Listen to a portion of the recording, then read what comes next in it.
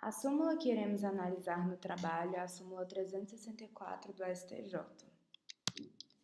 Essa súmula diz que o conceito de empenhorabilidade de bem de família abrange também o imóvel pertencente a pessoas solteiras, separadas e viúvas. Para a melhor compreensão da súmula, vamos explicar o que é penhora e os seus efeitos, distinguindo-a da empenhorabilidade. Penhora é a apreensão dos bens de devedor, por mandado judicial, para pagamento da dívida ou da obrigação executada. O principal efeito da penhora é o de fixar a responsabilidade executória.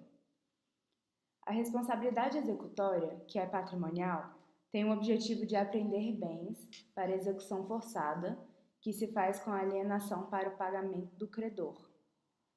A empenhorabilidade é a característica dos bens que, por determinação legal ou testamentária, ou mesmo por ato voluntário, não podem ser objeto de penhora. Nesse slide, vamos falar também do bem de família, para auxiliar melhor o entendimento da súmula escolhida. O bem de família é a proteção conferida pelo ordenamento jurídico ao mínimo de patrimônio que o ser humano tenha.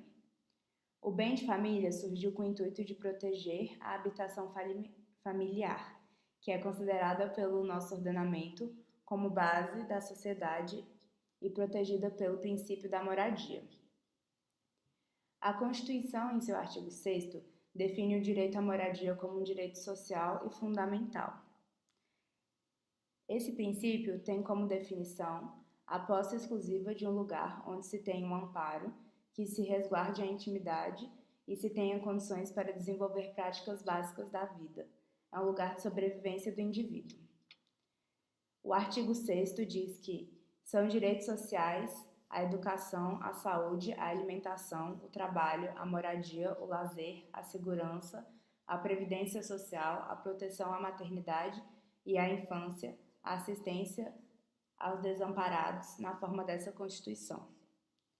Assim, o imóvel residencial próprio da família, salvo algumas exceções, é empenhorável e, caso algum membro dessa família contraia qualquer dívida, seja ela de natureza civil, comercial, fiscal ou previdenciária, o imóvel não responderá por ela.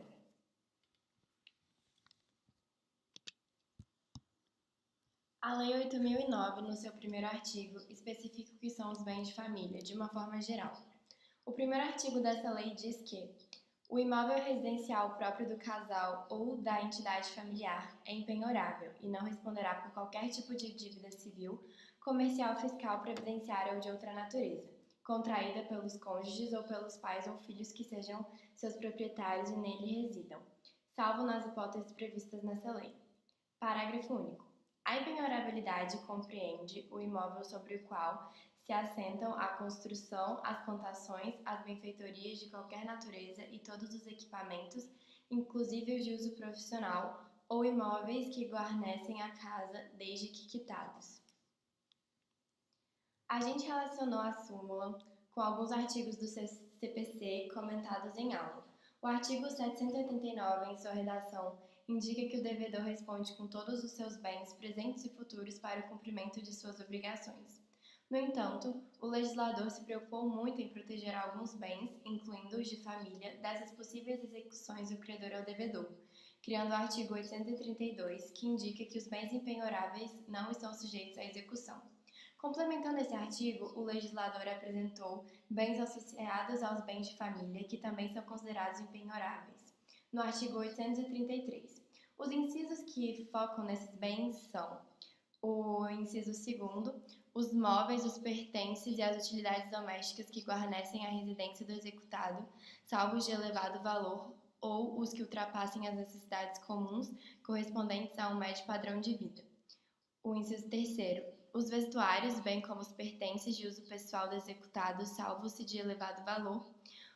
O inciso 4º, os vencimentos, os subsídios, os soldos, os salários, as remunerações, os proventos de aposentadoria, as pensões, os pecúlios e os montepios, bem como as quantias recebidas por liberalidade de terceiro e destinados ao sustento do devedor e de sua família, os ganhos de trabalhador autônomo e os honorários de profissional liberal ressalvado o parágrafo 2º. E o inciso 7º, a pequena propriedade rural, assim definida em lei, desde que trabalhada pela família. Lembrando que todos esses incisos elencam bens que são impenhoráveis. Apesar de toda essa proteção, o legislador foi omisso em relação aos imóveis de pessoas solteiras, separadas e viúvas, existindo a necessidade da criação da súmula 364 do STJ. Essa súmula tem como objetivo passar a proteção do bem de família, feita pela lei, a essas pessoas, uma vez que seus imóveis devem ser reconhecidos em razão do seu fim social, mesmo que apenas uma pessoa resida, já que a proteção é feita aos bens de família com o objetivo de proteger o lugar em razão da pessoa e não em função da quantidade de componentes de uma família, devendo expandi-la às pessoas elencadas na súmula. Ou seja, a quantidade de pessoas vivendo no imóvel não altera o seu fim social. Essa súmula faz jus ao princípio da dignidade humana, que está elencado no artigo 1º, inciso 3º, da Constituição Federal. Esse princípio defende que todos os seres humanos, independente de suas diferenças, merecem o mesmo respeito e consideração por parte da comunidade, fazendo com que o Estado apresente garantias e condições mínimas para uma vida saudável.